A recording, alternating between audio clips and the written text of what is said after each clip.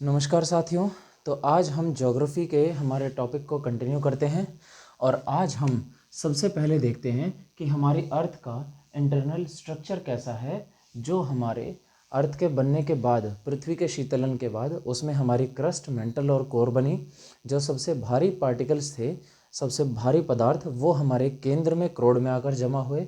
उससे ऊपर वाली जो परत बनी, मेंटल का निर्माण हुआ और उससे ऊपर हमारी जो छोटी और सबसे प्याज की झिल्ली जैसी पतली पपड़ी बनी है, वो कौन सी है? भूपरपट्टी, जिसे हम क्रस्ट कहते हैं। क्यों बनी? क्योंकि जब पृथ्वी का शीतलन हो रहा था, कूलिंग डाउन पीरियड चल रहा था अर्थ का, तब हमारी अलग अलग डेंसिटी डिफरेंशिएशन के कारण हमारी लेयर्स बनी और इन लेयर्स में हमारी आज भी हीट ट्रैप्ड है अर्थ की। क्यों ट्रैप्ड है? क्योंकि इनके अंदर आज भी फ्रिक्शन हो रहा है। फ्रिक्शन क्यों हो रहा है? क्योंकि हमारी अर्थ में अलग अलग लेयर्स में, क्रस्ट, मेंटल और कोर के अंदर डिफरेंशियल मोशन है। डिफरेंशियल मोशन क्यों है? क्योंकि पार्टिकल्स की डेंसिटी अलग है और वो एक पृथ्वी की रोटेशन के साथ तीनों एक साथ मूव नहीं कर पाते। यानी कि मेटल्स, रॉक्स एंड जो हमारे मिनरल्स हैं, उनकी कंपोजिशन, उनके कैरेक्टरिस्टिक्स अलग अलग हैं। इसलिए डिफरेंशियल मोशन के कारण हमारे कोर की हीट आज भी पृथ्वी के कोर में बरकरार है। तो चलिए हम देखते हैं आज कि हमारी पृथ्वी में आंतरिक रचना किस प्रकार है और उसके बाद देखेंगे क्या क्या हमारी स्थलाकृतियाँ निर्मित हुई हैं, सिर्फ एसएससी के पॉइंट ऑफ व्यू से, जो हमारी इम्पोर्टेंट है। तो पहली बार हम देखते हैं कि हमारी अर्थ का इंटीरियर स्ट्रक्चर कैसा है। Internal structure of earth. तो अर्थ के इंटरनल स्ट्रक्चर की अगर हम बात करें तो केमिकल क्लासिफिकेशन देखेंगे और फिजिकल। तो फिजिकल और दूसरी हम क्या देखते हैं? Chemical classification. और केमिकल क्लासिफिकेशन में हमारे पास सिर्फ 3 मोटी मोटी लेयर देखने को मिलती हैं। वो है क्रस्ट, दूसरी हो गई मेंटल और तीसरी है हमारी कोर।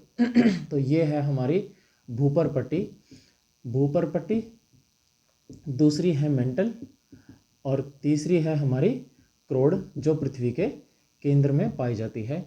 इस भूपर पट्टी पर सबसे ज़्यादा पाया जाने वाला जो पदार्थ है वो क्या है? Silica plus aluminium. दूसरा मेंटल में पाया जाता है सिलिका प्लस मैग्नीशियम और तीसरी कोर में मिलता है निकल प्लस Fe, जिसको हम फेरस कहते हैं, आयरन। तो हमने क्या किया? केमिकल क्लासिफिकेशन में अर्थ की मोटी मोटी तौर पे देखा। तो पूरी क्लासिफिकेशन में पहली लेयर को हमने क्या कहा?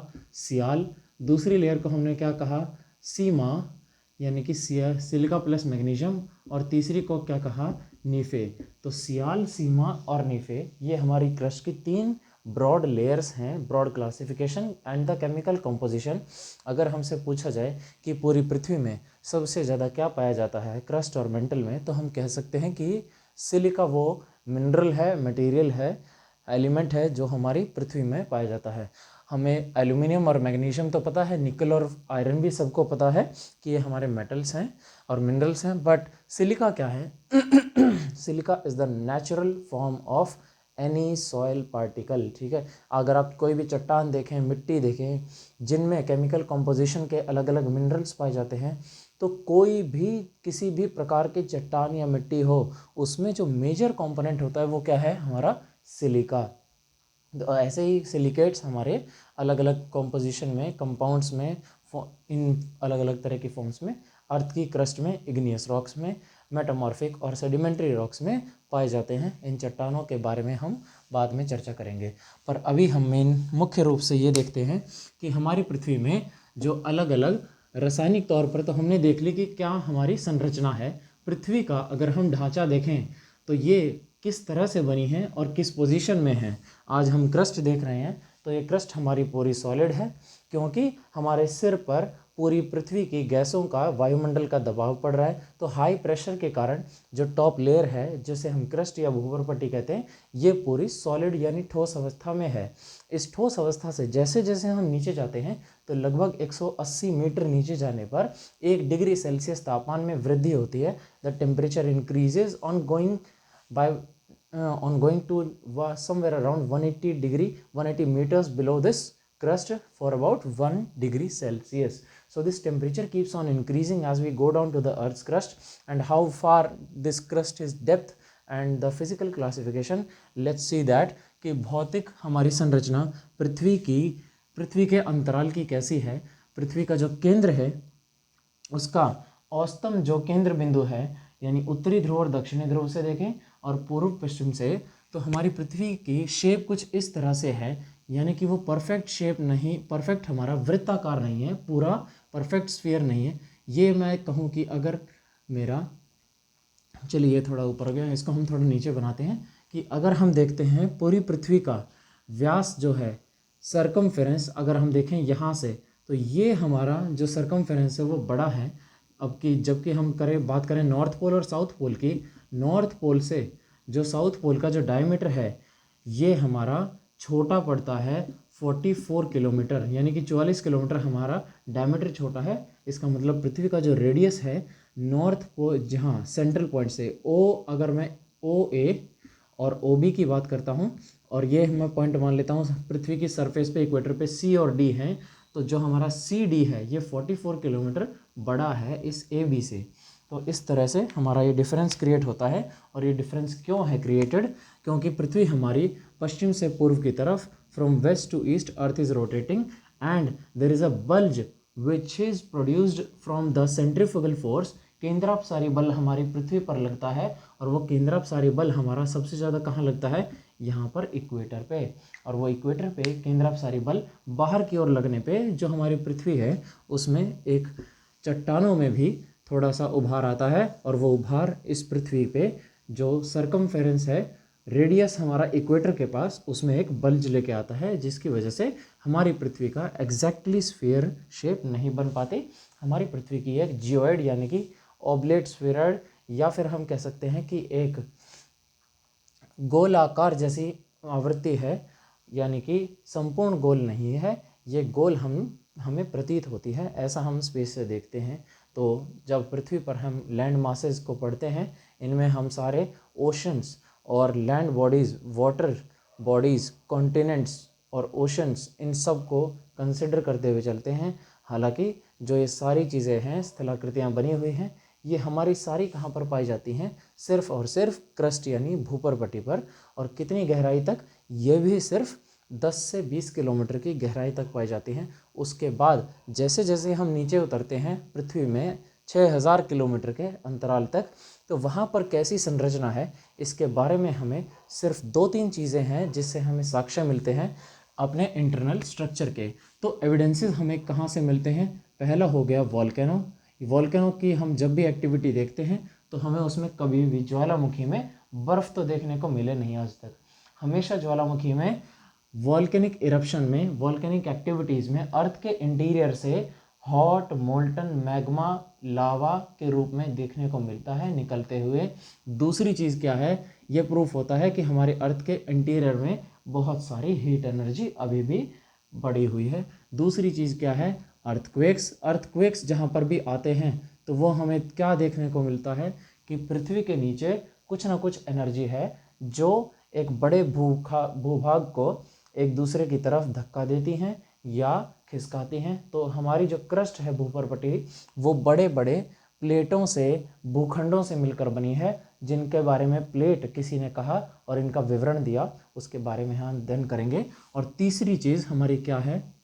आपने कई जगह पर देखा होगा कि पृथ्वी के अंतराल से गैसें निकलती हैं, या तो वो पानी के साथ, वाष्प के साथ निकलती हैं, या फिर हमारी सिर्फ गैसों का एक्सपोजर, लिबरेशन होता है क्रस्ट के सरफेस से। तो वो सरफेस से हमारी क्या होती हैं? गीज़र्स होते हैं, हॉट स्प्रिंग्स होते हैं जो चट्टानों के अंदर से निकलते हैं।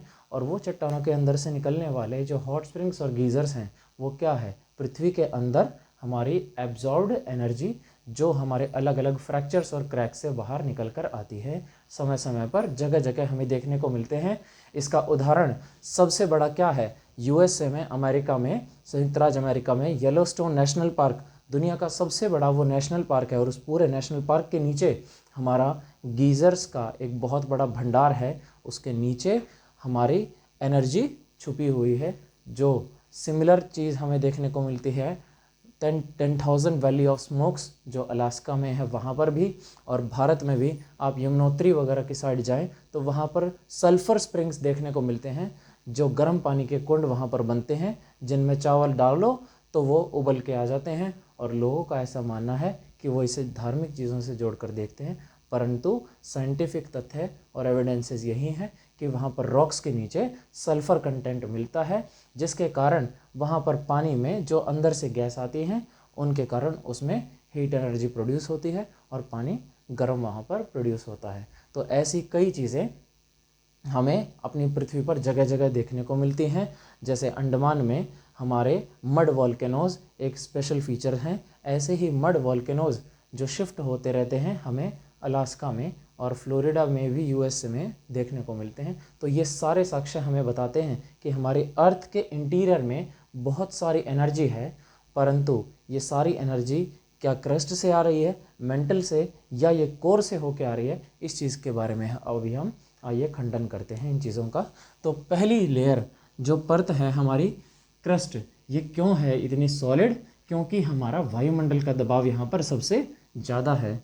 तो सबसे पहले हम अवस्था देखेंगे और लेयर देखेंगे, उसके बाद हम ये देखेंगे कि इन लेयर्स के बीच में एक ट्रांजिशन जोन है, एक ऐसा क्षेत्र है जहाँ पर ये नहीं पता लगता कि ये कम्प्लीटली सॉलिड है या कम्प्लीटली लिक्विड है, और उसके बीच में एक ऐसा फेज़ आता है जिनके बारे में कुछ साइंटिस्ट ने, कुछ विद्वानों ने उनके बारे में बताया, और उन्हीं के नाम पर एक असंबद्धता है जिसका हमने यहाँ पर डिफरेंशिएशन जोन रखा है। और उस डिफरेंशिएटिंग जोन को जिस साइंटिस्ट ने बताया उन्हीं के नाम पे उस जोन का नाम रखा गया। यानी कि आइए हम देखें पहली लेयर हमारी कौन सी है, क्रस्ट। और इस क्रस्ट को कैसे हम, इसकी सिचुएशन कैसी है कि ये आज हमारी पूरी सॉलिड है। Solid because of the higher atmospheric pressure. तो प्रेशर यहाँ पर यानी वायुदाब बहुत ज़्यादा है, इसकी वजह से हमारी क्रस्ट पूरी सॉलिड है। इसकी गहराई अगर हम देखें यहाँ पर कि डेप्थ हमारी हर लेयर की कितनी है, तो इस क्रस्ट की हमारी गहराई है 80 से 100 किलोमीटर। यहाँ ना कि हमारी क्रस्ट को हम दो भागों में बांटा हुआ है हमने, कॉन्टिनेंटल क्रस्ट और ओशनिक क्रस्ट। अब क्रस्ट को अगर हम देखें तो ये 80 से 100 किलोमीटर हमारी ओशनिक और कॉन्टिनेंटल दोनों की मिला के क्रस्ट है। इसमें हमारी 60 किलोमीटर तक लगभग हमारी कॉन्टिनेंटल क्रस्ट आ जाती है, और उसके बाद 80 to 100 किलोमीटर तक हमारी ओशनिक क्रस्ट आ जाती है। इसके बाद हमारा अगली लेयर शुरू हो जाती है। जैसे जैसे हम क्रस्ट में नीचे जाते हैं तो टेम्परेचर हमारा बढ़ना शुरू हो जाता है। तो पहली लेयर के बाद दूसरी लेयर हमारी कौन सी आती है, एस्थेनोस्फीयर, यानी कि दुर्बलता मंडल। एस्थेनोस्फीयर को हम क्या कहते हैं, दुर्बलता मंडल। और इस दुर्बलता मंडल में हमारी क्रस्ट की हमारी अर्थ के इंटीरियर की हालत कैसी है, ये ना तो पूरी सॉलिड है ना पूरी लिक्विड है, ये हमारी सेमी लिक्विड स्टेट में है। सेमी लिक्विड स्टेट को हम प्लाज्मा भी कह सकते हैं, अर्ध तरल अवस्था में है। ये हमारी कैसी है यहाँ पर, अर्ध तरल अवस्था। और इस अर्ध तरल अवस्था में हमारी जो घनत्व है पृथ्वी का वो क्रस्ट के कंपैरिजन में ज़्यादा है। यानी कि जो हमारा, आपने देखा होगा सड़कों पर तारकोल बिछाते हैं जब रोडवेज़ वाले तो नहीं, हमारे जो रोड कंस्ट्रक्शन वाले हैं वो बिछाते हैं रोड पर तारकोल। जब रोड्स का कंस्ट्रक्शन करते हैं तो कुछ उस प्रकार का ठोस पदार्थ, ना तो वो पूरा लिक्विड है और ना ही वो पूरा सॉलिड है। तो इस प्रकार का हमारा एस्थेनोस्फीयर है। इस एस्थेनोस्फीयर की गहराई कहाँ से कहाँ तक जाती है, 100 से लेकर 200 किलोमीटर तक हमारा एस्थेनोस्फीयर में मटेरियल पाया जाता है। और इसकी कंडीशन यहाँ पर सेमी लिक्विड किसकी वजह से है, ये हमारा पाए जाते हैं यहाँ पर सारे रेडियो एक्टिव मिनरल्स, यानी कि रेडियोधर्मी पदार्थ। यहाँ हमारे कौन से पाए जाते हैं भाई, रेडियोधर्मी, जिनसे हमारी रेडियो एक्टिव एनर्जी निकलती है। रेडियोधर्मी पदार्थ इस परत में पाए जाते हैं जिससे ऊर्जा निकल कर आती है, वो क्रस्ट को तोड़ती है और वहाँ पर बाहर क्रस्ट के साथ क्या लेकर आती है, कन्वेक्शनल करंट्स। तो यहाँ पर जो रेडियोधर्मी पदार्थ हैं, जब वो दूसरे छोर पर निकलना चाहते हैं, अपनी ऊर्जा के साथ फैलना चाहते हैं, तो उनके पास दो ऑप्शन हैं भाई। रेडियो एक्टिव एनर्जी जो हमारी एस्थेनोस्फीयर में है उसके पास दो ऑप्शन है, या तो वो 6000 किलोमीटर खोद के अर्थ के कोर में जाए, या फिर वो सिर्फ 80-100 किलोमीटर पार करके क्रस्ट में जाए, क्रस्ट से बाहर आ जाए। तो आसान रास्ता कहाँ पर है? इन रेडियो एक्टिव मिनरल्स के पास अपनी एनर्जी के साथ निकलने के लिए रास्ता क्रस्ट ही सबसे आसान रास्ता है। तो इसलिए रेडियो एक्टिव एनर्जी जो हमारे एस्थेनोस्फीयर में पाई जाती है, ये क्या करती है? कन्वेक्शनल करंट के साथ ये तैरती रहती है, और यहाँ पर जो कन्वेक्शनल करंट्स चलते हैं उन्हीं से हमारी पपड़ियों में यानी कि भूपर पट्टी में दरार आती है, और कन्वेक्शनल करंट्स के चलते हमारा ये मटेरियल प्लस एनर्जी लेकर आती है, यानी कि हमारे द्रव्य और ऊर्जा ये दोनों संवहनीय तरंगों के साथ ये मैग्मा के रूप में सारी एनर्जी को बाहर लेकर आती हैं, जिसको हम क्या कहते हैं? मैग्मा। और बाहर आकर उसको क्या कहा जाता है? लावा। इस लावा के अंदर मटेरियल भी होता है और मैक्सिमम इसके अंदर गैसेस होती हैं, जो क्या है? मेजरली हमारी रेडियो एक्टिव एनर्जी। और जहाँ पर भी ये रेडियो एक्टिव एनर्जी लिबरेट होती है वहाँ पर प्लेटों में मार्जिन बनता है, दरारें बनती है, और उन्हीं बड़ी बड़ी दरारों से मिलकर हमारी प्लेटें बनी है, और उन प्लेटों से मिलकर हमारी क्या बनी है? क्रस्ट। तो समझ में आया? अब हमारी एक्टिव लेयर जो है एनर्जी से भरी हुई, वो हमारी है एस्थेनोस्फीयर। इसके अगली लेयर जब हम जाते हैं तो कौन सी मिलती है? Upper mantle. ऊपरी मेंटल हमारा, जैसे जैसे हम नीचे जाते हैं तो इस अर्ध तरल अवस्था से नीचे जैसे जाएंगे तो ये अपर मेंटल हमारा बना है लगभग रॉक्स का। हमारा मेंटल मोस्टली मैक्सिमम कंपोजिशन इसकी क्या है? रॉक से बनी हुई है। तो चट्टानों की एक खास बात होती है कि आप चट्टानों का कितना भी तापमान बढ़ाते जाएं, the more you increase of the temperature of rocks they will not melt. Metals जो हैं वो हाई टेम्परेचर देने पर मेल्ट कर जाते हैं, बट चट्टानें कभी भी तापमान बढ़ाने पर, टेम्परेचर इंक्रीज करने पे वो मेल्ट नहीं होती, they will brittle and break down. ठीक है, तो मेटल जो रॉक्स है हमारी वो क्या होती हैं? ब्रिटल होती हैं, और ये हमारी टूट जाती हैं, पर ये पिघलेंगी नहीं। तो जो हमारा पूरा मेंटल है, इसने हमारे कोर की हीट को आज तक ट्रैप कर रखा है, जो बाहर नहीं निकल पाई अब तक।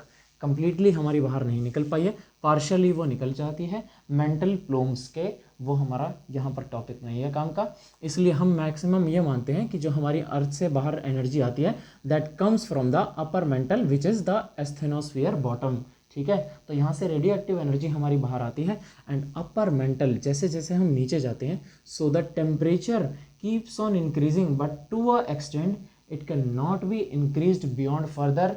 तो वहाँ पर क्या होता है कि प्रेशर टेम्परेचर पे हावी हो जाता है, और प्रेशर हाई होने के कारण टेम्परेचर आप कितना भी बढ़ा लें वो चट्टानें और कंप्रेस नहीं हो सकती। इसलिए अपर मेंटल हमारा किस कंडीशन में है? सॉलिड कंडीशन में है। And here the rocks are present in the abundance. तो यहाँ पर चट्टानें बहुत अधिक मात्रा में पाई जाती हैं। और रिसेंटली एक सर्वे हुआ था जिसमें यह डिस्कवरी हुई है कि हमारे मेंटल में 600 किलोमीटर की गहराई पर 600 किलोमीटर की गहराई पर हमारे माउंटेन्स मिले हैं। और इन माउंटेन्स पर भी अब रिसर्च चल रही है कि हमारे अर्थ का इंटरनल स्ट्रक्चर कैसा हो सकता है। ये अभी रिसर्च का एक नया टॉपिक निकल के आया है, पर ये करंट अफेयर्स में ये चीज़ ध्यान देने की है कि हमारे मेंटल में, ऊपरी मेंटल में 600 किलोमीटर की गहराई पर पहाड़ों के निर्माण के ऐसे हमको एविडेंसेस, अवशेष मिले हैं। ऐसा साइंटिस्ट की ऑब्जर्वेशन अभी निकल के आई है। तो अपर मेंटल जो है वो हमारा 200 किलोमीटर के बाद कहाँ तक गहरा है? 600 नहीं, ये हमारा 700 किलोमीटर तक गहरा है अपर मेंटल। उसके बाद नेक्स्ट लेयर आती है हमारी फोर्थ, लोअर मेंटल। निचला मेंटल हमारा कहाँ तक जाता है? Lower mental is completely solid and this solid lower mental extends up to 2900 kilometre. ये हमारे लोअर मेंटल का निचला तल है, ये हमारी बाउंड्री लेयर है। पांचवा हमारा क्या आता है? आउटर कोर, जो हमारी एक बहुत ही इम्पोर्टेंट लेयर है। और ये आउटर कोर हमारी क्रस्ट की जो लेयर है, इससे हमारा बहुत बड़ा योगदान है हमारे पृथ्वी के गुरुत्वाकर्षण और भूचुंबकीय क्षेत्र को बनाने में और कंट्रोल करने में। तो आउटर कोर की हमारी जो स्टेट है, किस अवस्था में है? ये है लिक्विड। और ये लिक्विड स्टेट में क्यों है? क्योंकि अभी अभी हमने देखा कि जो कोर के अंदर हमारे कौन से थे मटेरियल्स? निकल और आयरन। तो नीफे जो यहाँ पर पड़े हुए हैं कोर के अंदर बहुत भारी मात्रा में, उनके अंदर ऊर्जा बहुत ज़्यादा है। तो इंटरनल कोर जो है, भीतरी कोर हमारे क्रस्ट के अंदर, वो आज भी कैसा है, सॉलिड। तो उससे निकलने वाली एनर्जी मेंटल को क्रॉस नहीं कर पाई, क्योंकि मेंटल हमारा चट्टानों से बना हुआ है, चट्टानें टूट जाती हैं पर वो एनर्जी इन चट्टानों को क्रॉस नहीं कर पाती। तो मेटल सिर्फ मेल्ट होके उसकी एनर्जी आज भी यहाँ पर इंट्रैप्ड है, वो ऊर्जा आज भी हमारे कोर में विद्यमान है। इसीलिए कोर में लिक्विड अवस्था में निकल और फेरन मौजूद है, पाया जाता है। इसकी गहराई कितनी है, 151 किलोमीटर पर हमारा आउटर कोर शुरू हो जाता है और ये लिक्विड स्टेट में है। लिक्विड स्टेट में आउटर कोर होने की वजह से यहाँ पर डिफरेंशियल मोशन होती है इन रॉक्स और मेटल्स के बीच में, और ये एनर्जी बढ़ती जाती है। और इस एनर्जी की वजह से आउटर कोर में जो स्लो मोशन है, डिफरेंशियल मोशन है यहाँ पर मेटल्स की, इनसे एक जो भूचुंबकीय मैग्नेटिक वेव्स प्रोड्यूस होती हैं, जो कहाँ तक जाती हैं, हमारे वायुमंडल के 36,000 किलोमीटर की ऊंचाई तक, यहाँ पृथ्वी के केंद्र बिंदु से, यानी कि अर्थ के कोर से लेकर जो अर्थ का मैग्नेटिक फील्ड लाइंस हैं, जो हमारी पृथ्वी है अपने अक्ष पर टेढ़ी झुकी हुई है, और इसका जो जियो मैग्नेटिक फील्ड है वो आज भी हमारा शिफ्ट हो रहा है नॉर्थ पोल और साउथ पोल की साइड से। और ये शिफ्ट होने का कारण क्या है, क्योंकि आउटर कोर हमारा लिक्विड फॉर्म में है, इसीलिए ये हमारा सिंक्रोनस नहीं है जियोग्राफिक नॉर्थ और साउथ पोल के साथ। तो इसके सिंक्रोनस ना होने की वजह से जो मैग्नेटिक नॉर्थ और मैग्नेटिक साउथ पोल हैं वो दोनों अलग अलग हैं, और इनसे प्रोड्यूस्ड होने वाली जो मैग्नेटिक फील्ड लाइन है जो हमारे बनाती हैं पृथ्वी का भूचुंबकीय क्षेत्र, वो कहाँ तक फैला हुआ है, 36,000 किलोमीटर तक। इसका प्रभाव इतना वायुमंडल में हमारा विद्यमान है।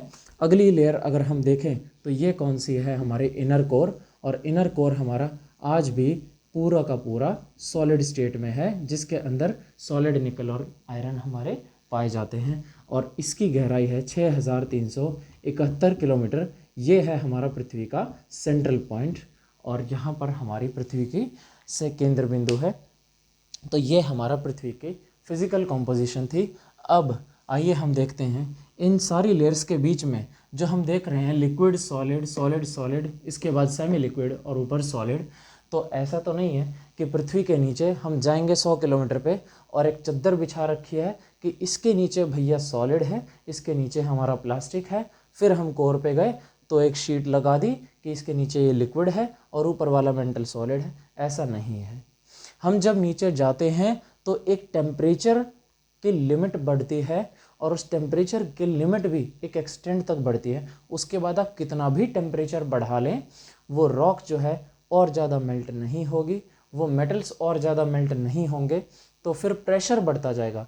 तो कुछ हद तक हमारा प्रेशर बढ़ता है, फिर जब उसकी लिमिट क्रॉस हो जाती है तो टेम्परेचर काम करता है। तो टेम्परेचर और प्रेशर के वेरिएशन से हमारी बीच में कुछ ऐसी लेयर्स आती हैं, यानी कि एक ऐसा ट्रांजिशन जोन आता है जहाँ पर ये स्पेसिफाई नहीं होता कि ये क्रस्ट है या ये एस्थेनोस्फीयर है। तो वो कुछ किलोमीटर का जो फेज़ है उसको हमने क्या कहा, दिस इज़ अ डिसकंटिन्यूटी, कि यहाँ से ये लेयर डिसकंटिन्यू हो रही है और अगली लेयर हमारी शुरू हो रही है।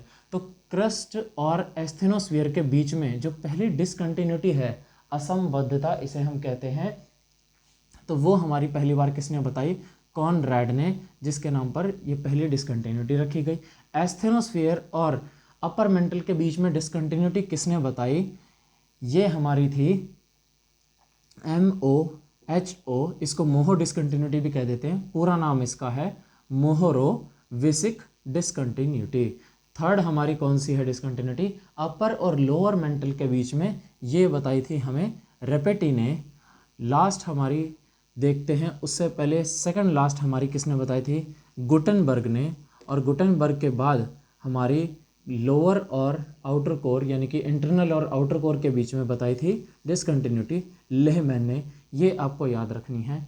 अब आखिरी बात ये थी कि कॉनरैड, मोहोरोविसिक, रेपेटी, गुटन और लेहमैन, ये पांचों असंबद्धताओं यानी डिसकंटिन्यूटीज़ के बाद हमारी अर्थ की जो डेंसिटी है, अगर हम डेंसिटी देखें तो हमारी सबसे जो कम डेंसिटी है वो कहाँ है, क्रस्ट पे। क्रस्ट में हमारी 2.7 से लेकर 2.9 ग्राम पर सेंटीमीटर क्यूब तक हमारी क्रस्ट की औसतन घनत्व है। ये हमारा घनत्व बढ़ता जाता है जैसे जैसे हम कोर की तरफ जाते हैं, from crust to from crust to core जैसे जैसे हम जाएंगे तो हमारी डेंसिटी जो है अर्थ की वो इंक्रीज करती है, बढ़ती जाती है। इसका कारण क्या है? क्योंकि हमारे पृथ्वी के शीतलन के समय मेटल्स जो सबसे हैवी होते हैं वो कोर में जमा हुए थे, उससे ऊपर लाइटर मिनरल्स रॉक्स बने मेंटल में, और उससे ऊपर जो सबसे लाइटेस्ट मिनरल्स थे वो हमारे एस्थेनोस्फीयर और रेडियोएक्टिव पदार्थ हमारे क्रस्ट और उसके आसपास जमा हुए। तो क्रस्ट की हमारी ये है डेंसिटी। उसके बाद मेंटल में जाते हैं तो मेंटल की हमारी डेंसिटी 3.4 से लेकर 5.7 है, ये ग्राम सिमिलर पर सेंटीमीटर क्यूब। और कोर की अगर हम बात करें तो आउटर कोर से शुरू होती है हमारी 9.4 से, और हमारे कोर की जो ये 6371 है यहाँ पर 13.8 तक मैक्सिमम डेंसिटी है हमारे अर्थ की। और इसका अगर हम एवरेज लें टोटल तो ये हमारी बनती है 5.53 ग्राम पर सेंटीमीटर क्यूब। ये हमारे पूरे सौरमंडल का सबसे ठोस ग्रह है, most densest planet with the density of 5.53 ग्राम पर centimetre cube on an average. तो ये हमारी पृथ्वी का इंटरनल स्ट्रक्चर था। इसके बारे में यही जानकारी हमारे एग्जामिनेशंस में पूछी जाती हैं। अगर वॉल्यूम्स की बात करें तो हमारा 85% वॉल्यूम लगभग हमारी मेंटल का है, क्रस्ट का हमारा वॉल्यूम ऑलमोस्ट 1% है, और बाकी बचा हुआ हमारा कोर का। पर वेट की अगर हम बात करें तो 32% वेट, क्योंकि मेटल्स में वेट ज़्यादा होता है तो वेट हमारा 32% लगभग कोर का है। और अगर वेट देखें हम इसका मेंटल का तो 32% हमारा कोर का वेट है, उसके बाद मेंटल का हमारा 64% वेट है, और बाकी हमारा बचा हुआ क्रस्ट का वेट है। तो this is the decreasing order of weight, और ये हमारा स्ट्रक्चर है हमारी इंटरनल अर्थ का। तो आइए हम अगला टॉपिक डिस्कस करते हैं। अब हम पृथ्वी के ऊपर चलते हैं सतह पर, and we study about the lithosphere. और लिथोस्फेयर से जो भी हमारे एनर्जी निकली हैं क्रस्ट के अंदर से वॉल्केनोज अर्थक्वेक के रूप में, तो उनसे हमारी पृथ्वी पर कुछ स्थलाकृतियाँ बनी हैं। There are some topographies which are formed by some internal and external forces of the earth which are called endogenetic and exogenetic. पर जो अंतर्जात और बाहरजात एक्सोजेनेटिक एंड एंडोजेनेटिक फोर्सेस जो हैं इनके बारे में हमारे सिलेबस में नहीं है, so we will not go into the details of these topics. But हमारे मोटे मोटे तौर पे अगर हम देखें कि अंतर्जात और बाहरजात बल हमारे क्या हैं, किस तरह काम करते हैं, तो ये हमारे मेजर रूप से इंटीरियर फोर्सेस जो हमारे एंडोजेनेटिक हैं यानी कि अर्थ के अंदर से निकलते हैं, वो हमारे volcanoes, earthquakes, geysers, hot springs, sulphur springs, और जो हमारे वॉल्केनिक एक्टिविटीज़ वगैरह हैं, इनसे ही हमें देखने को मिलते हैं मेजॉरिटी ऑफ द फोर्सेस। और एक्सटर्नल फोर्सेस हमारे कौन से हैं, जैसे टेम्परेचर, प्रेशर, ह्यूमिडिटी, विंड, और हमारा इन सब फैक्टर से इरोजन होता है जो भी लैंड फॉर्म्स डेवलप हुए हैं। तो हम first order, second order, third order relief features वगैरह यहाँ नहीं पढ़ने वाले हैं, but we will directly move on to the topic कि हमारा इन फोर्सेस से क्या रिजल्टेंट निकला कि हमारे अर्थ की क्रस्ट पे बहुत सारी चीज़ों का निर्माण हुआ, जैसे पहाड़, पर्वत, नदियाँ,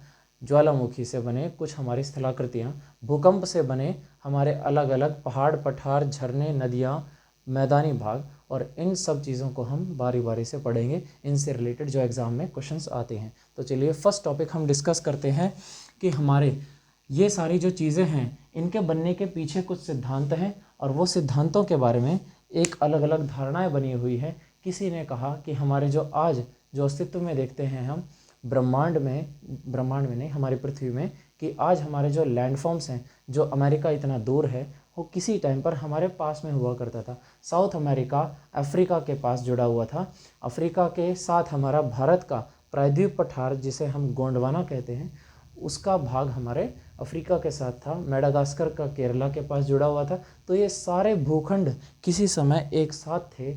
उस दौर को कहा जाता है जब पृथ्वी में भूभागों का निर्माण शुरू हुआ, इन कॉन्टिनेंट्स का बनना शुरू हुआ। ये कब हुआ?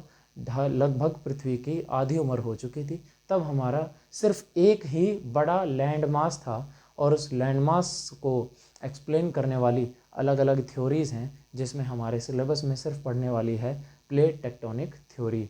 तो प्लेट टेक्टोनिक थ्योरी से पहले हमारा वैगनर का जो सिद्धांत मानते हैं हम एसएससी में स्पेसिफिकली पढ़ते हैं कि अल्फ्रेड वेगनर ने जो कॉन्टिनेंटल ड्रिफ्ट थ्योरी दी थी उसी में इसका कंट्रीब्यूशन रहा, और एफ.बी. टेलर ने इसको मॉडिफाई किया, और इन दोनों का कंट्रीब्यूशन से प्लेट टेक्टोनिक थ्योरी को पढ़ा जाता है। पर आपके एग्ज़ाम में अगर आती है तो एसएससी हमारी अल्फ्रेड वेगनर को ही सही मानती है कि हम वेगनर को प्लेट टेक्टोनिक का श्रेय देते हैं।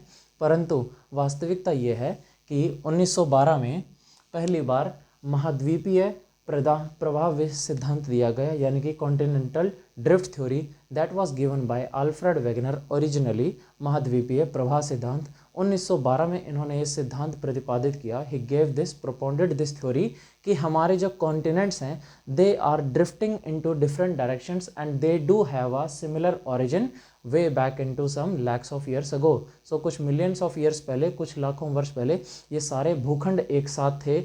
ऐसा कॉन्टिनेंटल ड्रिफ्ट थ्योरी हमने कहती हुई सुनी वेगनर के द्वारा।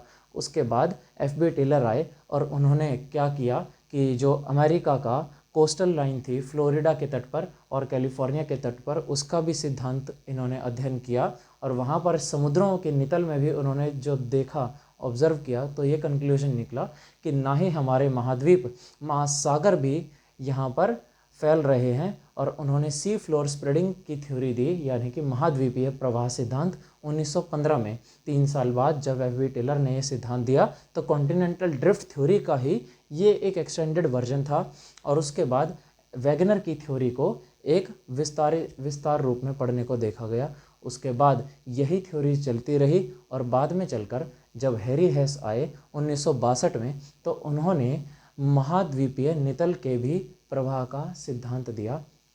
तो इस तरह से हमारा जो कॉन्टिनेंटल ड्रिफ्ट से लेकर हमारी ओशनिक मार्जिन और रिजेस के बारे में और उनके नीचे लैंडफॉर्म्स बनने का सिद्धांत जो हैरी हेस ने दिया 1962 में, तो इन सारी थ्योरीज़ में हमें सिर्फ इम्पॉर्टेंट पढ़नी है plate tectonic theory given by Alfred Wegener as corrected by the staff selection commission.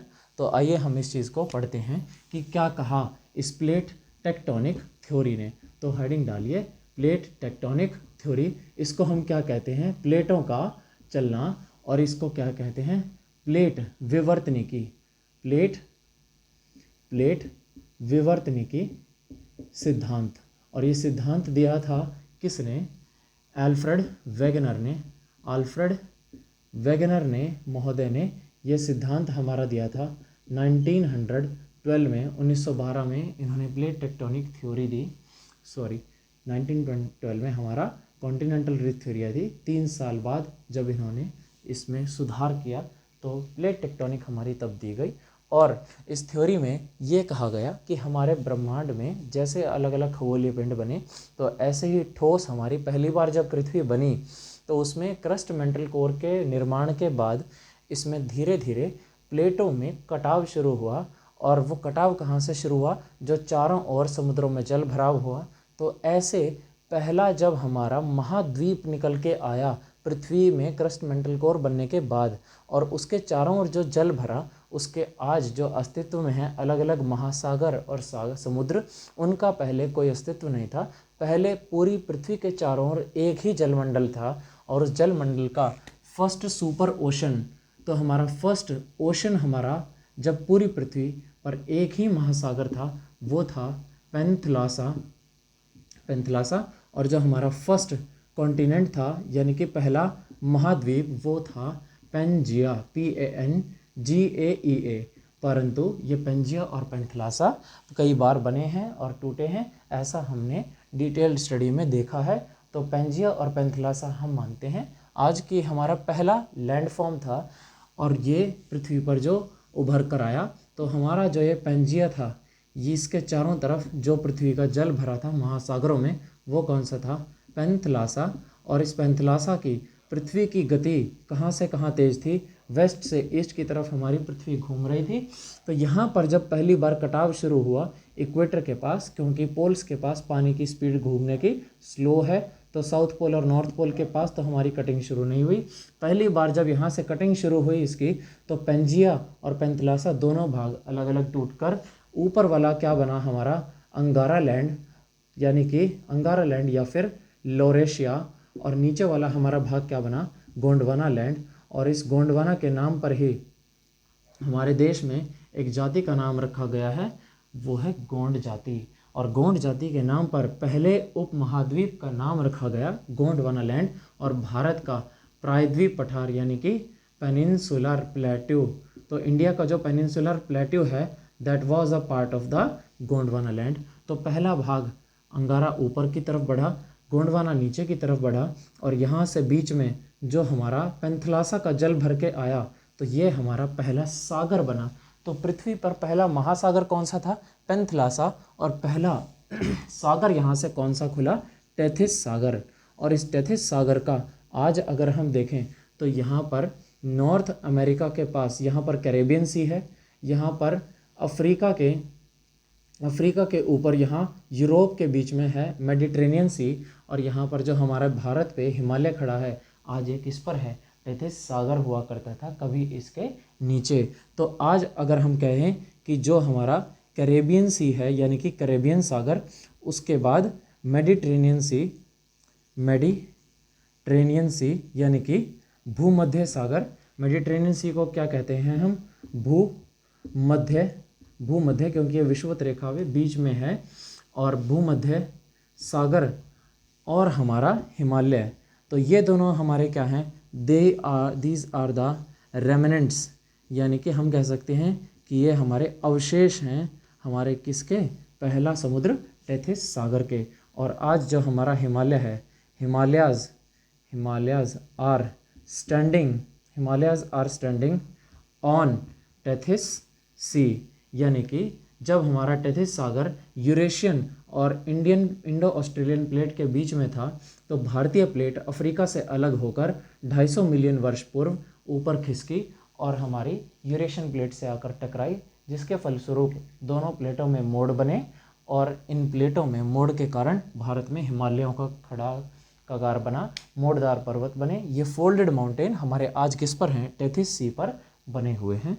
आज भी हिमालयों में अगर हम देखें तो इनके टेथिस सागर के जो समुद्री जीव हैं उनके अवशेष प्राप्त होते हैं। हिमालय में जाने वाले पर्वतारोहियों से अगर आप मिलेंगे तो आपको इनका आभास होगा कि ये वास्तविक में कभी किसी ज़माने में लाखों वर्ष पूर्व हमारा टेथिस सागर इन हिमालयों के नीचे पाया जाता था।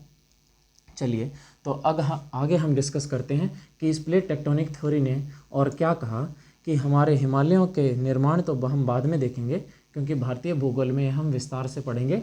तो जो हमारे ये पेंजिया और पेंथलासा बने वैगनर की थ्योरी के अकॉर्डिंग, तो इन्होंने क्या कहा कि इस पेंजिया और पेंथलासा से पहले भूखंड दो बने, उत्तर में अंगारा लैंड और गोंडवाना लैंड। इनकी कटाव शुरू हुआ लगभग 250 मिलियन वर्ष पूर्व। तो ऊपर और नीचे जो ये हमारा बीच में टेथिस सागर खुला, ये अंगारा लैंड और ये गोंडवाना लैंड, ये घटना है लगभग 250 मिलियन ईयर्स। अगर आपको मिलियन वगैरह याद नहीं होता तो सीधे याद रखो 25 करोड़ साल पहले। 25 करोड़ साल पहले हमारा पेंजिया पेंथलासा कट गया, और उसके बाद अगला प्रोसेस चालू हुआ इनकी और कटिंग का। तो अंगारा लैंड से ऊपर हमारे दो भाग और कटे, यहाँ से अलग हुआ हमारा नॉर्थ अमेरिका, यहाँ से यूरेशिया, यहाँ से अलग हुआ यूरेशिया। उसके बाद यहाँ पर गोंडवाना से अलग हुआ साउथ अमेरिका, यहाँ से अलग हुआ हमारा अफ्रीका के साथ हमारा यहाँ पर जुड़ा हुआ था भारत का इंडो ऑस्ट्रेलिया, और ये अलग हुआ तो हमारी इंडो ऑस्ट्रेलियन प्लेट बनी यहाँ पर इंडो ऑस्ट्रेलियन। फिर नीचे वाला हमारा हिस्सा अलग हुआ दक्षिण के पास, ये बना एंटार्क्टिका। और ऐसे एंटार्क्टिका के चारों तरफ ये तो बन गई हमारी सारी कौन सी, कॉन्टिनेंटल प्लेट, महाद्वीपीय प्लेटें। और उस टाइम पर सिर्फ एक हमारी पैसिफिक वाली क्या थी, महासागरीय प्लेट। तो कुल मिलाकर वैगनर की थ्योरी के अकॉर्डिंग हमारी 7 मेजर प्लेट्स बनी और 9 माइनर प्लेट्स बनी। 7 मेजर हमारी कौन कौन सी हैं, north America, south America, Eurasia, Africa, Indo Australia, Antarctica and Pacific plate. तो ये हमारी क्या बनी, 7 मेजर प्लेट्स, और कुछ हमारी 9 माइनर प्लेट्स बनी। आज जो हमारे इन महासागरों का, महाद्वीपों का अस्तित्व है, ये कब बनना शुरू हुआ, इनका कटिंग लगभग 20 करोड़ साल पहले चालू हुई, और ये फर्दर ड्रिफ्ट करने शुरू हुए, और इससे आज हमारा जो इस तरह से नॉर्थ अमेरिका है, यहाँ पर हमारा अफ्रीका है, और अफ्रीका से इधर हमारा भारत, और उसके बाद ये हो गया हमारा भूमध्य सागर, ये ऑस्ट्रेलिया एक साथ, इसके नीचे हमारा कौन सा है, ये दक्षिण में इस तरह से, और यहाँ पर हमारा साउथ में कौन सा है, एंटार्क्टिक। तो ये हमारी अवस्था भूगोल की कब बनी, इसका अस्तित्व में आया लगभग 15 करोड़ साल पहले, यानी कि 150 मिलियन ईयर्स पहले हमारे जो आज के कॉन्टिनेंट्स हैं ये शेप में आए, और इस शेप में आने के बाद इन प्लेटों में और मूवमेंट चालू हुआ, और इन प्लेटों में मूवमेंट्स के बाद हमारे सबसे पहले फोल्डेड माउंटेन्स वगैरह बनने शुरू हुए। पर्वतों का सबसे पहले भूपर पट्टी पर निर्माण हुआ, और उनके अवसादों से, अपरदन से जो अवसाद जमा हुए, उनके अवसादों के जमा होने से, कटाव से पठारों और मैदानी भागों का निर्माण हुआ, और वही हमको सारी चीज़ें अध्ययन करनी है। तो 25 से 15 करोड़ साल तक का ये टाइम लगा, और इससे जब 10 मिलियन ईयर्स हुए तो हमारे लैंड फॉर्म्स यहाँ पर डेवलप होने शुरू हुए, और इसी के साथ साथ हमारा जो जीव जंतु हैं और लाइफ का इवोल्यूशन हुआ हमारी अर्थ पे, ऐसा प्लेट टेक्टोनिक थ्योरी में कहा गया है। चलिए अब हम देखते हैं आगे कि जो हमारी प्लेट टेक्टोनिक में, ये तो हमारी हो गई 7 मेजर प्लेट्स, 1 2 3 4 5 6 और 7, ये हैं हमारी मेजर प्लेट्स। कुछ हमारे एग्ज़ाम में पूछी जाती हैं माइनर प्लेट्स, तो वो माइनर प्लेट हम देख लेते हैं जो हमारे एग्ज़ाम में रेगुलर पूछी गई हैं। कोकोस, दूसरी है नाज़का, ये आप लिख सकते हैं कोकोस नाज़का। थर्ड है जुआन दे फूका, जुआन दे फूका। ये तीनों हमारी प्लेट्स नॉर्थ अमेरिका और साउथ अमेरिका के पास हैं। फिर उसके बाद हमारी कैरोलिना प्लेट, ये हमारी अफ्रीका के ऊपर है। फिफ्थ हमारी आ गई यहाँ पर स्कॉशिया प्लेट, तो ये स्कॉशिया कैरोलिना, और तुम्हारी छठी आ गई, अगर तुम लिखना चाहते हो तो ये हो गई फिलीपींस प्लेट। फिलीपींस वैसे आपसे पूछेगा नहीं माइनर प्लेट्स में, क्योंकि फिलीपींस आप सीधे मार्क कर लोगे, आप सबको पता है ये साउथ एशिया में हमारा पड़ता है देश। But these are the plates which are less known, और एग्जाम में हमारी रिपीटेडली पूछी जाती हैं। Cocos, Nazca, Juan de Fuca, Carolina and Scotia, because these names are different.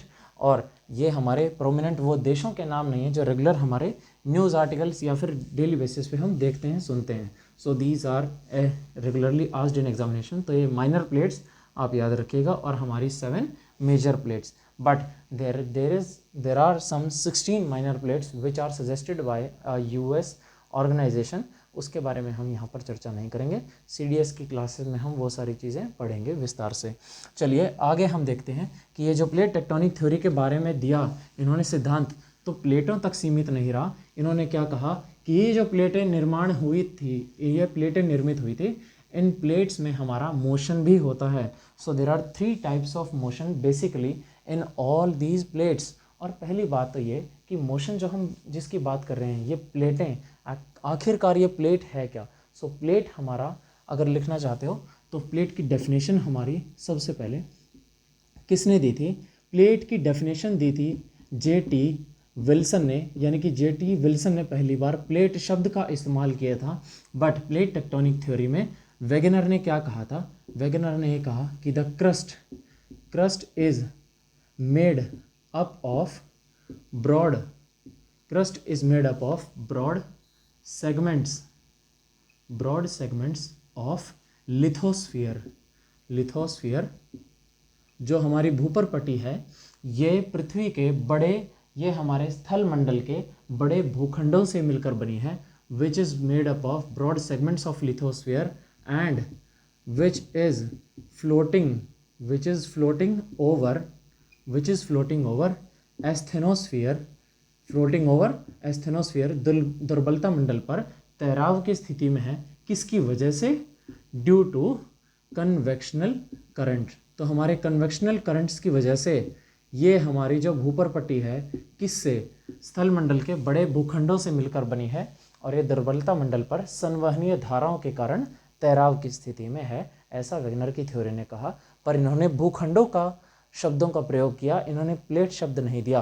Plate word जो है वो किसने कॉइन किया था, first used by J.T. Wilson. ठीक है, तो ये हमारी थ्योरी कहती है। अब वेगनर ने क्या बताया कि इन प्लेटों में हमारे मूवमेंट्स होते हैं, और वो मूवमेंट्स किस तरह के हैं। There are 3 type of movements in this plates. तो फर्स्ट कौन सा है हमारा, कन्वर्जेंस। ठीक है, तो पहला कौन सा है हमारा कन्वर्जेंस, यानी कि अभिसारी गति। जब एक प्लेट दूसरे की तरफ मूव करती है तो वो क्या होता है, अभिसरण। और दूसरा क्या है हमारा, डाइवर्जेंस। डाइवर्जेंस मोशन क्या कहती है, अपसारी। यानी कि जब अपसरण होता है यानी एक प्लेट दूसरे से दूर जाती है तो वो होता है अपसरण मोशन यानी कि डाइवर्जेंस मोशन। और तीसरा कौन सा है, फ्रिक्शनल। इसको फ्रिक्शनल की जगह कभी कभी हम ट्रांसफॉर्म भी कह देते हैं, ट्रांसफॉर्म बाउंड्री। और जो हमारी अभिसारी गति है ये कैसे होती है, मान लीजिए ये एक ए प्लेट है और ये बी प्लेट है, ये दोनों जब एक दूसरे की तरफ मूव करेंगी तो इसका इस पर बल लगेगा, इसका फोर्स इस पर लगेगा और दोनों प्लेटों में फोल्ड होंगे मार्जिन्स। और फोल्ड होने के मार्जिन पर जो यहाँ का मार्जिन बनेगा, डेवलप होगा, इसको कहते हैं रचनात्मक किनारा यानी कि कंस्ट्रक्टिव मार्जिन। तो दो प्लेटें जब भी आपस में टकराएंगी तो कुछ ना कुछ धरती के ऊपर स्थलाकृति, टोपोग्राफी, लैंडफॉर्म फीचर उभर के आएगा और उस पर जो ये मार्जिन बनेंगे इनको हम क्या कहते हैं, कंस्ट्रक्टिव मार्जिन। तो यहाँ पर क्या बनेंगे, हमारे कंस्ट्रक्टिव मार्जिन्स बनेंगे। अगर हम यहाँ पर देखें, दो प्लेटें अगर दूर जाती हैं एक दूसरे से, यानी कि अगर ये प्लेट और बी प्लेट से दूर जा रही है तो यहाँ गहरी घाटियों का, खाइयों का निर्माण होगा। तो जो यहाँ पर किनारा बनेगा वो कैसा होगा, डिस्ट्रक्टिव मार्जिन। ये डिस्ट्रक्टिव मार्जिन कहाँ पर बनेगा, जहाँ पर प्लेटें आपस में दूर जाएंगी, इसको कहते हैं रचनात्मक। ये हमारा कैसा है, रचनात्मक किनारा। और ये है विनाशात्मक, ये हमारा है विनाशात्मक किनारा। और इस विनाशात्मक किनारे पर हमारे कुछ ना कुछ यहाँ पर गहरी घाटियाँ, खाइयाँ देखने को मिलेंगी। यहाँ पर हमारे मिलते हैं ट्रेंचेस और यहाँ पर हमारी मिलती हैं पीक्स। जो हमारे माउंटेन्स बनते हैं वो कहाँ मिलते हैं, कंस्ट्रक्टिव मार्जिन में। और डिस्ट्रक्टिव मार्जिन पे हमें महासागरों के नितल में गर्त देखने को मिलते हैं गहरे, जिनको हम ट्रेंचेस कहते हैं, ओशन बॉटम में पाए जाते हैं। जब फ्रिक्शनल मोशन होती है यानी कि ए प्लेट हमारी इस तरह से मूव कर रही है और बी वाली प्लेट हमारी नीचे मूव कर रही है, तो यहाँ पर कुछ हिस्सा इसका टूटेगा, कुछ हिस्सा बी प्लेट का टूटेगा। तो क्या लैंडफॉर्म के हमारे यहाँ पर डेवलप होंगे, वो बनेंगे आइलैंड्स। तो आइलैंड्स जैसे फीचर हमारे ट्रांसफॉर्म बाउंड्रीज से, यानी कि हमारे जो घर्षण बल लगता है उससे हमारे इन स्थलाकृतियों का निर्माण होता है और इससे द्वीपों का निर्माण देखने को धरती के ऊपर मिलता है। तो ये तीन तरह की गतिविधियाँ इन प्लेटों में देखने को मिली। अब इन प्लेटों के कन्वर्जेंस और डाइवर्जेंस से क्या क्या फोर्सेस और उनके रिजल्ट्स देखने को मिलते हैं, आइए वो हम बारी बारी से डिस्कस करते हैं हमारे इस टॉपिक में। तो चलिए सबसे पहले हम देखते हैं कि पहला फीचर जो लैंडफॉर्म इन प्लेटों के कन्वर्जेंस मोशन से बना हमारी पर पृथ्वी के ऊपर, वो कौन से थे, पर्वतों के बारे में। और वो पर्वतों के बारे में आइए हम डिस्कस करते हैं। तो सबसे पहला माउंटेन्स आइए हम पढ़ते हैं, पर उससे पहले एक सेकंड रुके, इंक भर लेते हैं भैया इसमें।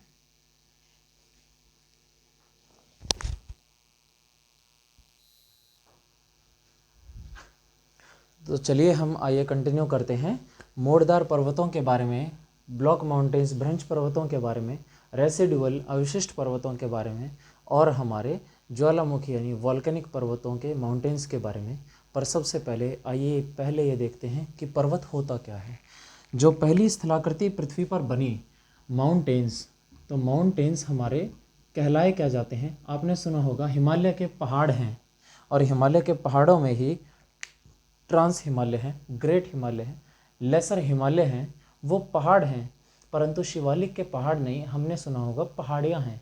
अरावली के पहाड़ नहीं, अरावली की पहाड़ियाँ हैं। तो क्या फ़र्क है पहाड़ और पहाड़ी में। सबसे पहला, माउंटेन हम किस चीज़ को कहेंगे कि कोई भी ऐसी टोपोग्राफी धरती पर बनी हुई, कोई भी ऐसी स्थलाकृति जिसका एक ब्रॉड बेस हो, क्या हो, एक ब्रॉड बेस हो, उसका एक शार्प स्लोप हो, यानी कि जो स्लोप है उसका ढाल, ठीक है, ढाल कैसा हो, उसका तीव्र हो, और उसका एपेक्स यानी कि जो चोटी है वो कैसी हो, कोनिकल पीक हो। अगर वो कोनिकल पीक नहीं होगी, इस तरह से कटी हुई होगी, तो उसको हम क्या कहेंगे, प्लेट्यू कहेंगे, उसको फिर हम माउंटेन नहीं कहेंगे। प्लस ब्रॉड बेस हो गया, विस्तृत आधार हो गया, इसको हम क्या कहेंगे, विस्तृत आधार। और इस विस्तृत आधार के साथ उसकी स्टीप स्लोप होनी चाहिए। ऐसा नहीं है कि हम मुंबई से और दिल्ली तक चले आ रहे हैं और यहाँ पर 1000-2000 हम किलोमीटर डिस्टेंस कवर कर चुके हैं परंतु सी लेवल से हम दिल्ली तक सिर्फ 200 मीटर की ऊंचाई पर आते हैं। वहीं पर अगर आप देहरादून साइड जाओ तो वहाँ से मसूरी पर जाने में आप 20 किलोमीटर में ही 2 किलोमीटर की हाइट गेन कर लेते हैं। तो वो क्या है? पहाड़, वो पर्वत हैं। तो जहाँ पर शार्प स्लोप हो, एक कॉनिकल पीक हो और ब्रॉड बेस हो, तो वो फीचर क्या कहलाता है? लैंडफॉर्म हमारी पृथ्वी पर माउंटेन। अब हिल और माउंटेन में क्या डिफरेंस है कि इसकी हाइट हमारी होती है 600 से 2300 मीटर, यानी कि 2300 मीटर प्लस जिनकी हाइट होगी वो हमारे क्या होंगे? माउंटेन। और जिनकी हाइट इससे कम होगी they will be called as hills. तो हिल्स में और माउंटेन्स में ये फ़र्क हुआ पर्वतों और पहाड़ियों में। आइए चलिए हम देखते हैं कितने प्रकार के पहाड़ होते हैं। तो सबसे पहले हम कैटेगरी वाइज लिख लेते हैं। पहले हैं हमारे फोल्डेड माउंटेन्स, इनको कहा जाता है वलित पर्व यानी कि मोड़दार पर्व, मोड़दार पर्वत। और ये मोड़दार पर्वत हमारे कैसे बने हैं? जब प्लेटों में कन्वर्जेंस हुआ, अभिसरण हुआ, तो अभिसारी गति से मोड़दार पर्वत हमारे अस्तित्व में आए। फोल्डेड माउंटेन्स हमारे दो प्रकार के होते हैं। पहले ओल्ड फोल्ड माउंटेन यानी कि प्राचीन मोड़दार पर्वत, और हमारे न्यू फोल्ड माउंटेन्स यानी कि नवीन मोड़दार पर्वत। ये ओल्ड फोल्ड माउंटेन कौन से हैं भाई? कि जो हमारे प्लेटों में मोड़ आया था, वो पृथ्वी पर जब पहले महाद्वीप महासागर बने, उनमें पहली बार फोर्सेस हुए, नीचे से लगे और अपलिफ्टमेंट हुआ, उभार आया, पर्वतों का निर्माण हुआ प्लेटों से। परंतु उनके नीचे दूसरी बार कभी भी टेक्टोनिक एक्टिविटी नहीं हुई। नीचे से ना उनके कभी ज्वालामुखी का उद्गार हुआ, ना कभी भूकंप जैसी घटनाएं घटी, और उनका सिर्फ बाहरी चीज़ों से, तापमान से, हवा से, वायुदाब से, वर्षा से, इनका सिर्फ इरोजन हुआ है, डिसइंटीग्रेशन हुआ है रॉक्स का। And they have been eroded for millions of years and now which were height to a kilometres of heights, जैसे माउंट एवरेस्ट वगैरह हैं हमारी, तो जो हिमालयाज़ हैं उनकी जितनी उनकी कभी हाइट हुआ करती थी, पर आज वो सिर्फ हमारी छोटी छोटी पहाड़ियाँ रह गई हैं। जैसे अरावली, जिसकी गुरु शिखर भी 1752 मीटर की है। तो ऐसे हमारी सिर्फ पहाड़ियाँ अब रह गई हैं, पहाड़ अब वो नहीं बचे। इनके उदाहरण हमारे देश में नहीं, विश्व में भी यूराल पर्वत हैं, जिनका हम एग्जाम्पल देते हैं फोल्डेड माउंटेन्स में, और वो कैसे हैं? ओल्ड। ऐसे अमेरिका में भी एग्जाम्पल्स पाए जाते हैं, और ऐसे एग्जाम्पल हमारे एग्ज़ाम में भी रेगुलर पूछे जाते हैं। तो ओल्ड फोल्ड माउंटेन्स के हम कुछ एग्जाम्पल लिख लेते हैं। ये हमारे नॉर्थ अमेरिका में है, नॉर्थ अमेरिका में एपलेशियंस, नॉर्थ अमेरिका में है हमारे एपलेशियंस। दूसरे हो गए हमारे पेनाइन्स। तो अमेरिका में हमारे ईस्टर्न मार्जिन पर एपलेशियंस और पेनाइन्स पाए जाते हैं। तीसरे हमारे हो गए यूराल पर्वत। ये यूराल पर्वत क्या बनाते हैं? Natural boundary between Asia and Europe. So these are the mountains which form natural boundary, प्राकृतिक सीमा बनाते हैं किसके बीच में? एशिया एंड यूरोप के बीच में। उसके बाद कॉकेसस माउंटेन्स भी हैं, परंतु आपके एग्ज़ाम में ये पूछे गए हैं रेगुलरली, तो इनके नाम हम लिख रहे हैं। अरावली, अरावली हो गए हमारे भारत में। उसके बाद भारत में और दूसरे नाम कौन से हैं? नीलगिरी पर्वत, नीलगिरी, और अन्नामलाई की पहाड़ियाँ, जिनकी अनायमोदी सबसे ऊंची चोटी पीक है। तो अरावली और नीलगिरी जैसे पहाड़। यूराल हमारे यूरोप में, पेनाइन्स और एपलेशियंस हमारे यहाँ पर। तो ये सारे पर्वत हमारे कौन से हैं? Old folded. और इन्हीं ओल्ड फोल्डेड माउंटेन्स को एक और नाम से जाना जाता है, जो हम चौथी कैटेगरी में पढ़ते हैं, रेसिडुअल माउंटेन्स। ठीक है, तो वाकई में तो हम देखें तो हमारी सिर्फ 3 कैटेगरीज हैं, folded, residual and block mountains. तो फोल्डेड हमारे वॉल्केनिक माउंटेन्स हमारी एक अलग कैटेगरी आती है। तो रेसिडुअल माउंटेन्स हमारे कौन से हैं? ओल्ड फोल्ड माउंटेन्स, प्राचीन मोड़दार या प्राचीन वलित पर्व। अब न्यू फोल्ड माउंटेन्स हमारे इस धरती पर सबसे इम्पॉर्टेंट और सबसे नए लैंडफॉर्म फीचर हैं, जिनमें आज भी इवोल्यूशन हो रहा है। और ये हमारे landform feature new folded mountain हमको हर एक पढ़ने पड़ेंगे, और इनके बारे में एग्ज़ाम में रेगुलर क्वेश्चंस हमारे पूछे जाते हैं। तो चलिए आइए देखते हैं कि हमारे न्यू फोल्ड माउंटेन्स कौन कौन से हैं पृथ्वी पर, किन किन महाद्वीपों के प्लेटों के टकराने से बने, और क्या क्या इनके अंदर एग्ज़ाम में क्वेश्चन पूछे जाते हैं स्पेसिफिकली माउंटेन रेंजेस से रिलेटेड। तो हमारा ये हो गया उत्तरी अमेरिका।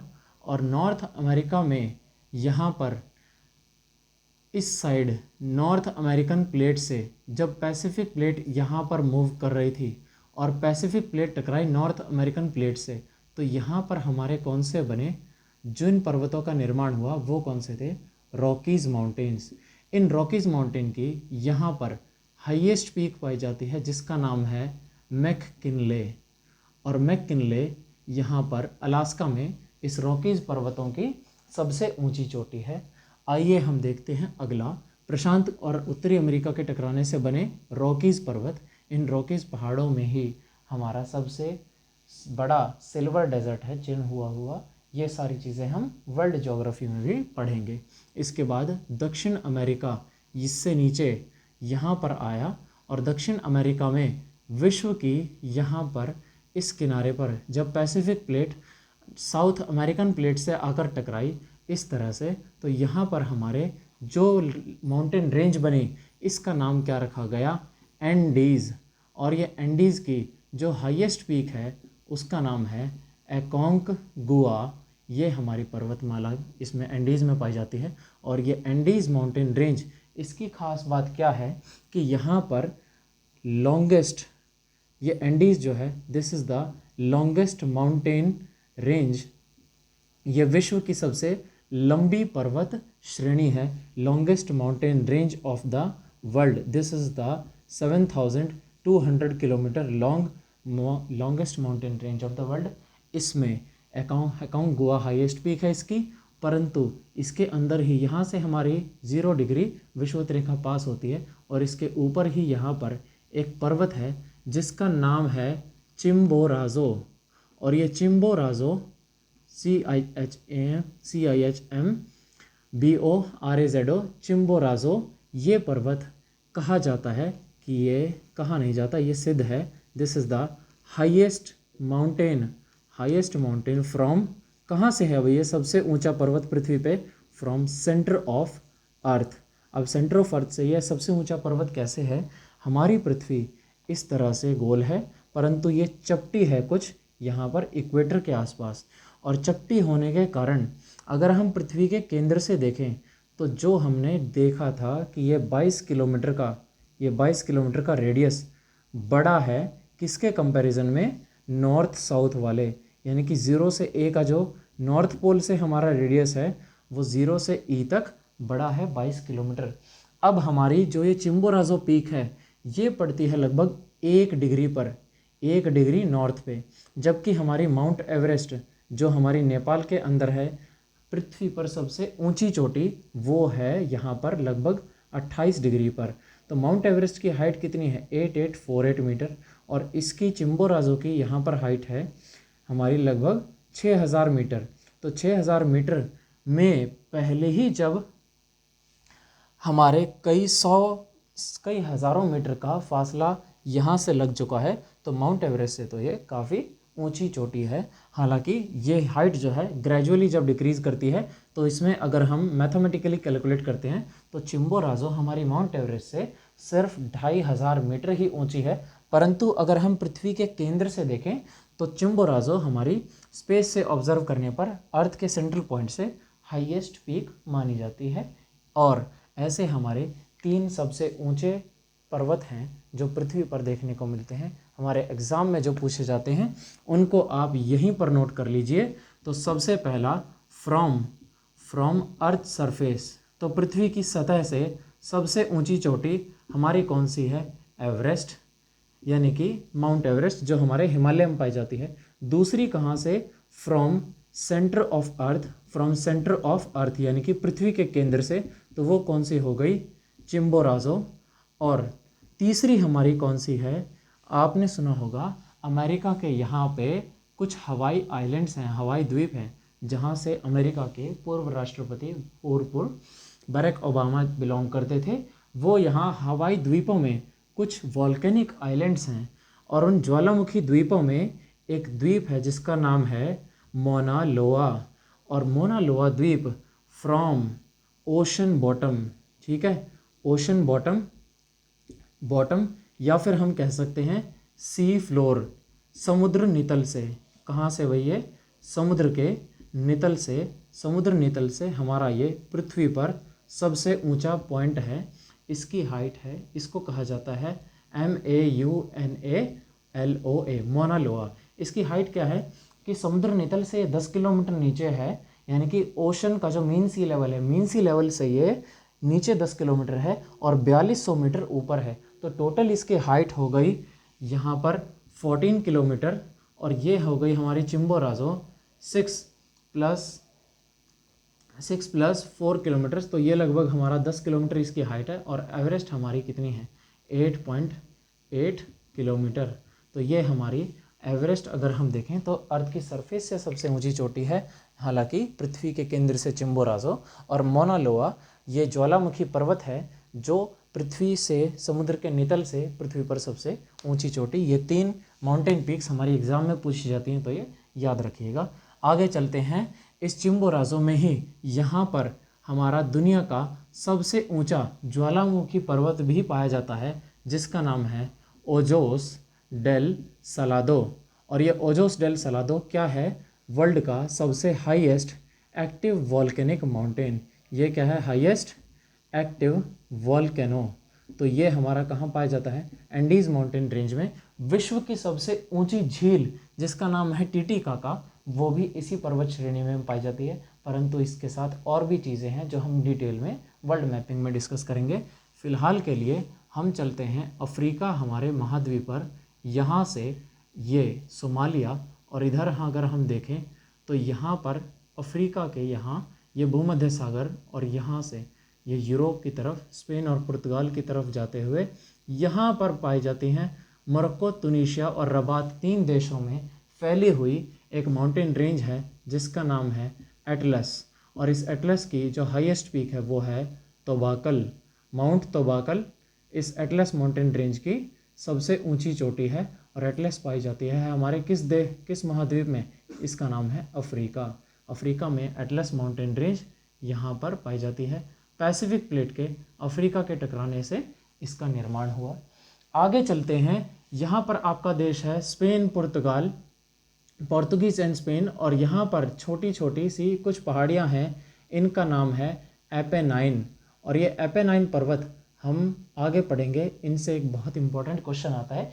इनमें हमारी खूनी वर्षा की पवनें चलती हैं जिनका नाम है सिरोको। और एपेनाइन पर्वतों का निर्माण पैसिफिक प्लेट का यूरेशियन प्लेट के साथ टकराने से निर्माण हुआ। उसके बाद आते हैं यहाँ पर फ्रांस, इटली और स्विट्ज़रलैंड में बहुत ही खूबसूरत आल्प्स पर्वतों का निर्माण हुआ यूरेशियन प्लेट के पैसिफिक प्लेट के साथ टकराने से। और इन आल्प्स पर्वतों को कहा जाता है these are the most beautiful mountains on the earth. पृथ्वी पर ये सबसे खूबसूरत पर्वत माने जाते हैं। इन आल्प्स माउंटेन में सबसे ज़्यादा दुनिया की जो घड़ी की कंपनियां हैं, वॉच मैन्युफैक्चरिंग कंपनीज, वो यहाँ पर पाई जाती हैं। स्विट्ज़रलैंड इसलिए घड़ियों का देश कहा जाता है। स्विट्ज़रलैंड में ये फैली हुई हैं आल्प्स माउंटेन रेंज, और इनकी सबसे ऊंची जो चोटी है वो है माउंटेन एल्ब्रूस। तो Elbrus is the highest peak of Alps mountain range. आगे चलते हैं। These are the all folded mountains we are studying. मोड़दार, नवीन मोड़दार पर्वतों को हम पढ़ रहे हैं। और आगे चलते हुए हमें देखते हैं कि जो भारत है ये इससे, यहाँ से जब चल के अफ्रीका से अलग होकर यूरेशियन प्लेट के साथ टकराया। यूरेशियन के साथ हमारी कौन सी टकराई? Indo Australian plate. और यहाँ पर टकराने से 3 तरह के पहाड़ बने। यहाँ पर अफ़गानिस्तान में बने हिंदू कुश, और हिंदू कुश पर्वत बने हमारे अफ़गानिस्तान में। उसके बाद भारत में यहाँ पर बने हिमालय। भारत में जिन मोड़दार पर्वतों का निर्माण हुआ वो कौन से थे? हिमालयंस। और यहाँ पर जब कुनलून पर्वत बने चीन में, तो ये हमारी क्या थी? ये हमारा है यूरेशियन, EURASIAN। यूरेशियन प्लेट जब टकराई हमारे भारतीय प्लेट से, तो यहाँ पर चीन में जिन पर्वतों का निर्माण हुआ तो वो मोड़दार पर्वत कौन से थे? कुनलून पर्वत। तो कुनलून हमारे बने चीन में, हिमालय बने भारत में, और अंतिम हम देखते हैं मोड़दार पर्वत। यहाँ से फिर भारत में म्यांमार वगैरह, और आगे के कोई मोड़दार पर्वत नहीं है। परंतु अंतिम यहाँ पर आपका है ऑस्ट्रेलिया। और ऑस्ट्रेलिया में इस छोर पर यहाँ जब किनारे पर निर्माण हुआ यहाँ मोड़दार पर्वतों का, तो उनको क्या कहा गया? ऑस्ट्रेलिया में सब कुछ ग्रेट है, तो ग्रेट से याद रखना यहाँ पर हमारी बनी ग्रेट डिवाइडिंग रेंज। और इस ग्रेट डिवाइडिंग रेंज की जो सबसे ऊंची चोटी है वो यहाँ सदर्न पार्ट में है, उसका नाम है माउंटेन कोसियस्को, KOSCI, CUSCO। ये हमारी क्या है? कोसियस्को। दक्षिण में एंड जो हमारा ऑस्ट्रेलिया है, ऑस्ट्रेलिया की सबसे ऊंची चोटी है कोसियस्को माउंटेन ग्रेट डिवाइडिंग रेंज की। अब हिमालय में सबको पता है कि सबसे ऊंची चोटी है एवरेस्ट, माउंट एवरेस्ट। इसी के साथ हमारे ये फोल्डेड माउंटेन्स फिनिश होते हैं। आइए चलिए हम डिस्कस करते हैं। अगर आप इसका स्क्रीनशॉट लेना चाहते हैं तो इसका स्क्रीनशॉट ले लीजिए, परंतु ये हमारे पर्वत और इनके बारे में महत्वपूर्ण जानकारियाँ ये याद रखिएगा। चलिए हिमालय को हम विस्तार से पढ़ेंगे, तो इन सब के बारे में जितनी महत्वपूर्ण जानकारियाँ थी हमने देख ली। आगे हम बढ़ते हैं ब्लॉक माउंटेन्स की तरफ। तो ब्लॉक माउंटेन्स हमारे कौन से पाए जाते हैं, कहाँ पाए जाते हैं और होते क्या हैं? ब्लॉक माउंटेन्स, सबसे पहली चीज़ ये है कि ब्लॉक शब्द कहाँ से आया और माउंटेन शब्द कहाँ से आया। तो ब्लॉक का मतलब क्या हुआ कि एक बड़ा भूखंड प्लेट का ही होगा जो टूटकर नीचे गिर जाएगा, एक किनारा धंस जाएगा और नीचे किनारे धंसा जो है उस पर जो लोग बसेंगे वहाँ बसावट को ऐसा लगेगा कि ऊपर जो 1000-2000 फीट पर लोग रह रहे हैं वो एक पर्वत पर रह रहे हैं, हालांकि वो किसी ज़माने में एक प्लेट का ही हिस्सा हुआ करता था। तो ऐसा हमारा ब्लॉक माउंटेन्स में देखने को मिलता है। यही हमारी दूसरी कैटेगरी है ब्लॉक, यानी कि भ्रंश पर्वत। तो भ्रंश हमारे पर्वतों का निर्माण कैसे हुआ? ब्लॉक माउंटेन्स, ये मान लेते हैं हमारी कोई प्लेट है और इस प्लेट का एक हिस्सा यहाँ से क्रैक होकर नीचे ज़मीन में धंस जाता है।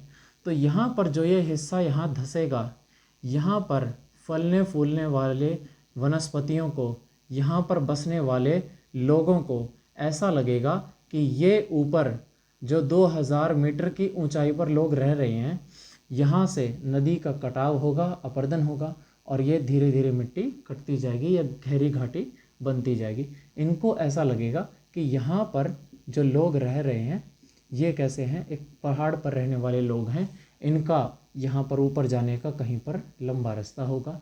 ऐसा ही कभी कभार क्या होता है कि एक प्लेट है, ये बड़ी प्लेट का हिस्सा दोनों साइड से टूटकर नीचे गर्त में धंस जाता है।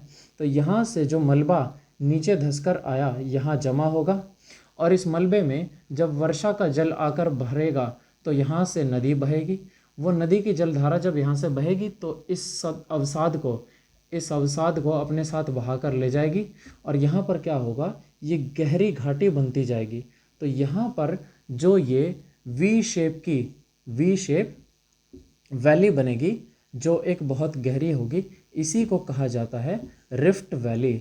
और इस रिफ्ट वैली में जब आगे चलकर जनजीवन फैलेगा, बसावट होगी, तो यहाँ पर रहने वाले लोगों को ऐसा लगेगा कि ये पर्वतों पर रहने वाले कुछ और भी लोग थे, परंतु यहाँ पर ये देखेंगे कि इसका इतिहास कभी एक साथ हुआ करता था, ये लोग भी कभी इस प्लेट का हिस्सा हुआ करते थे।